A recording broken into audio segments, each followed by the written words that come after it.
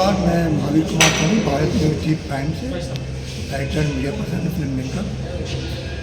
क्रीड़ा भारती राजस्थान द्वारा आज कॉन्स्टिट्यूशन में खेल कूदों को राष्ट्रीय स्तर पर बढ़ाने की दिशा में बहुत बड़ा कार्यक्रम आयोजित हुआ। हमारे साथ जो मुख्य वक्ता है प्रफुल्ल केतकर जी, जो ऑर्गेनाइजर के राइटर हैं, ऑथर हैं, बहुत प्रख्यात, आप उनको सुनते रहें, टीवी में देखते रहें। और जम्मू कश्मीर अध्ययन केंद्र से भी देशभक्ति के अलग को जगाते रहे। आज जानेंगे आज के कार्यक्रम के अलावा और थोड़ी सी इनकी लाइफ स्टोरी, सक्सेसफुल स्टोरी के बारे में। जो इतने बड़े ऑथर हैं आप, और आपका एक बहुत बड़ा राष्ट्रीय योगदान, बहुत बड़ी। देखिए, आज जो क्रीड़ा भारती के द्वारा खेल सृष्टि में भारतीय दृष्टि, तो इस विषय पर ये जो कार्यक्रम आयोजन हो रहा है, क्रीड़ा भारती राजस्थान यूनिट को मैं सबसे पहले तो इसके लिए बधाई देता हूँ। भारत में प्राचीन काल से क्रीड़ा जगत की एक लंबी परंपरा रही है। वो कहीं धनुर्वेद के रूप में रही, कभी गदा के रूप में, कभी मल्लखांब के रूप में। लेकिन ये मिट्टी से जुड़े हुए खेलों के बारे में क्रीड़ा भारती बहुत वर्षों से काम करते हैं। आज जो क्रीड़ा का परिदृश्य है, जिसमें क्रिकेट की चकाचौंध हो या फुटबॉल का वर्ल्ड कप हो, इसके बारे में तो बहुत चर्चा होती है। लेकिन अभी हाल ही में हम लोग कैसे देख रहे हैं कि चेस का वर्ल्ड चैंपियन होता है और भारत की 2 महिलाएं फाइनल में पहुँचती है। तो ये संयोग नहीं है, क्योंकि भारत में चेस की चौरस से लेकर, चतुरंग से लेकर, अष्टपद से लेकर एक लंबी परंपरा रही है। तो कहीं ना कहीं खेल जगत की चर्चा में ये सारे विषय आए, भारतीय खेलों को बढ़ावा, भारत की मिट्टी से जुड़े हुए खेलों को बढ़ावा मिला।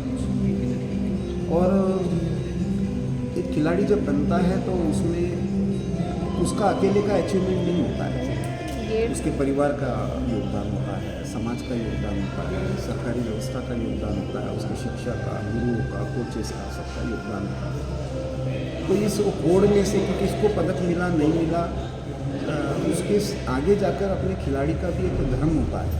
भारत के संदर्भ में जैसे पिता का धर्म होता है, पुत्र का धर्म होता है, अपने नागरिक के नाते हम अपना धर्म निभाते हैं, वैसे खिलाड़ी के नाते भी एक धर्म होता है। तो उसके संस्कार खिलाड़ी को मिले, इस दृष्टि से क्रीड़ा भारती का ये आयोजन है। तो अपेक्षा करता हूँ इससे एक नई चर्चा और नया आंदोलन छिड़ेगा और पूरे देश भर में भारतीय खेलों को लेकर और भारतीय क्रीड़ा दृष्टि को लेकर एक नए तरह का विमर्श ये स्थापित होगा। अब एक लेखक हैं, ऑर्गेनाइजर के एडिटर हैं, देशवासियों को हर समय एक प्रेरणा की जरूरत होती है, कुछ संदेश की जरूरत होती है। और लेखक एक चिंतक होता है जिसमें पूरा दिन, और आप तो विशेष रूप से ऑर्गेनाइजर जैसे प्रमुख पत्रिका के संपादक हैं, उस तरह से देशवासियों को आज के जो वर्तमान माहौल चल रहा है कुछ संदेश देना चाहते हैं।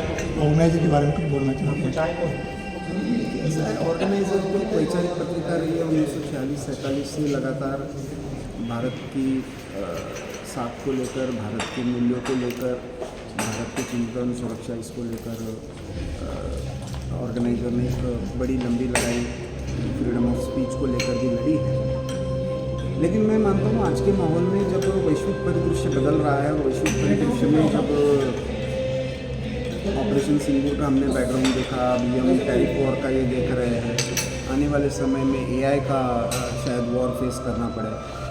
ऐसे में हमको ये ध्यान में रखना पड़ेगा कि युद्ध जो है वो केवल रणभूमि में नहीं लड़े जाते, युद्ध मीडिया में भी लड़े जाते हैं। इंफॉर्मेशन वॉरफेयर भी एक बहुत बड़ा हथियार है। तो हम एक जिम्मेदार, कर्तव्यनिष्ठ भारत के नागरिक बनते हैं, तो अपनी भी हर जिस फील्ड में हम हैं वहाँ पे भी हम एक सैनिक के रूप में अपनी भूमिका निभाएं, जिम्मेदारी के साथ निभाएं। हर मैसेज फॉरवर्ड करने से पहले सोचिए कि इसका परिणाम क्या हो रहा है। हर ट्वीट करने से पहले ये सोचिए कि इसका हम कहीं भारत विरोधी गतिविधियों को तो इसमें बढ़ावा नहीं दे रहे हैं। तो इस भूमिका में यदि हम समझे तो मुझे लगता है कि अपने स्वयं की, अपने परिवार की रक्षा के साथ साथ हम देश की रक्षा में भी बहुत बड़ा योगदान देते हैं। AI वारफेयर आपने खुद ने बोला, उस पर तो मैं चाहूँगा कि बहुत ज़्यादा इस्तेमाल का विषय है कि AI जो है हर तरह से है, तो ये कैसे वार बन सकता है और हमारी क्या भूमिका रहेगी?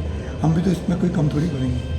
नहीं, कम नहीं पड़ेंगे, लेकिन दिक्कत ऐसी है कि AI के जो सारे आज के मॉड्यूल्स बने हुए हैं, या जो जिसको हम कह सकते हैं कि ब्लॉकचेन की सारी जो सिस्टम्स बनी हुई हैं, वो आज एक तो अमेरिका के पास है, कुछ चीन ने अपना ये डेवलप किया हुआ है। ऐसे में जो डेटा और जो जानकारी वो देंगे वही एआई बताएगा। एआई अपने से तो कुछ बताएगा नहीं। और इंटेलिजेंस आर्टिफिशियल होने के बाद भी उसमें क्या कॉन्शियसनेस है, क्या उसमें क्या इमोशंस है, क्या भारत की मूल प्रेरणा जो आध्यात्मिकता की है उसके साथ हम उसको जोड़कर देख सकते हैं क्या? तो ये नए तरह की गुलामी का तो हथियार नहीं बन जाएगा।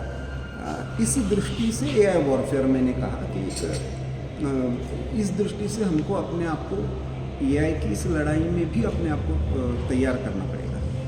धन्यवाद केतकर साहब जी। आप सुने थे भारत न्यूज़ टी प्राइम से महावीर कुमार सोनी। आपने एक लेखक के नाते राष्ट्रीय स्तर पर राष्ट्रीय एकता को मजबूत करने के लिए आपने केतकर साहब के विचार सुने। केतकर साहब एक बहुत बड़ी राष्ट्रीय शख्सियत हैं।